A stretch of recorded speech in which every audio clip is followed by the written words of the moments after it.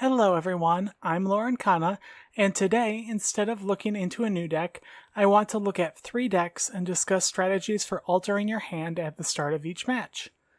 I will always be assuming an unknown opponent for these altering decisions, as opponent knowledge can lead to extra complexities beyond the scope of a general altering strategy. I'll be moving from most aggressive deck to least, so the obvious first deck to start with is Hyper Aggro. Here is the current deck list that I will be making altering assumptions with.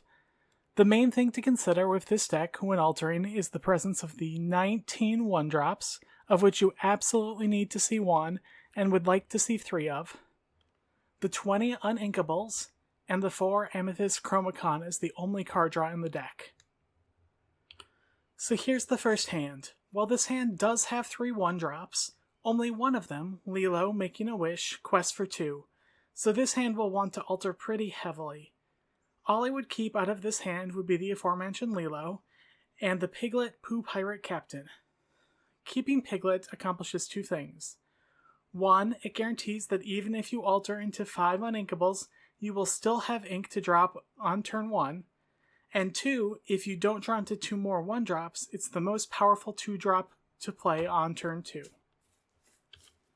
Hand 2 is much more powerful. While it does only have 1 1-drop, that 1-drop is the best one in the deck, Daisy Duck Donald State. Like the last hand, I would keep the Piglet to be either ink or a turn 2 play, but different from the last hand, I would always also keep the Befuddle and the Amethyst Chromacon. Befuddle can help you protect your early 1-drops as well as be an easy ink if that's not necessary, and Amethyst Chromacon is the ultimate late game card for the deck. And since the late game comes on turn 4, keeping 1 in your opening hand is strong.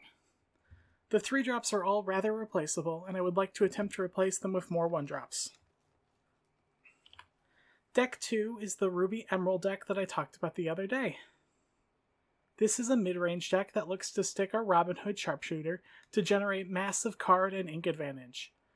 The Fox is supplemented by a Bird and a Cow, Diablo, Devoted Herald, and Clarabelle Light on Her Hooves, to prevent a strong mid-game trifecta to remove and outgrind other decks. The main thing to consider with this deck when altering is the 19 actions, most of which you don't want to have in your opening hands so they can be flipped off of Robin Hood. This hand has a good mixture of early cards and a very late game card in Maribel who can shift on the other smaller ones.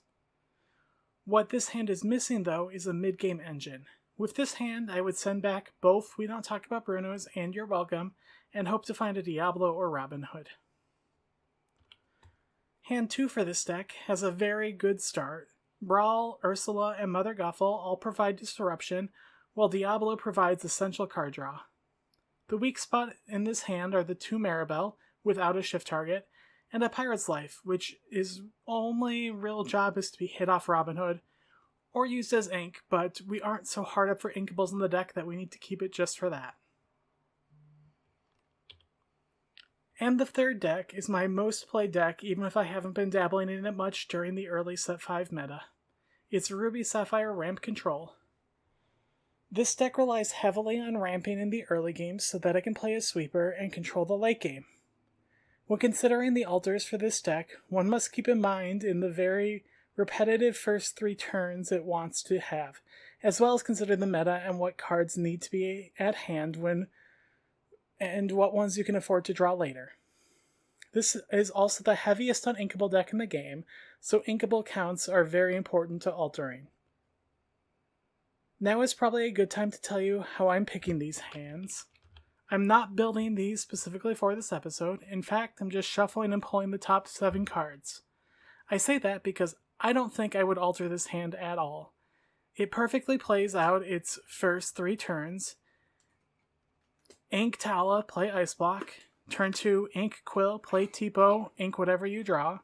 Turn 3, play Sisu on a 2-strength character and sing 1 jump ahead and ink Tamatoy if you need to.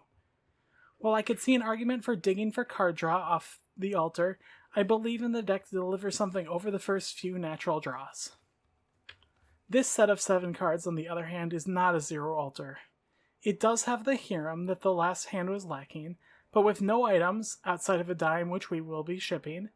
From this hand, I'd keep the 1 Maleficent for easy ink. Remember, this is a 22 uninkable deck, so keeping some ink is important. A Brawl for early interaction, and Hiram for upside, sending the other 4 cards back and hoping for a Popsicle and a 1-jump or Tipo. If you have thoughts or questions on anything I discussed in this video, or would change any of my alters, please leave them in the comments below. If you've enjoyed the video, please give it a like and subscribe to my channel. I'm Lorcana, thanks for watching, and have a good day.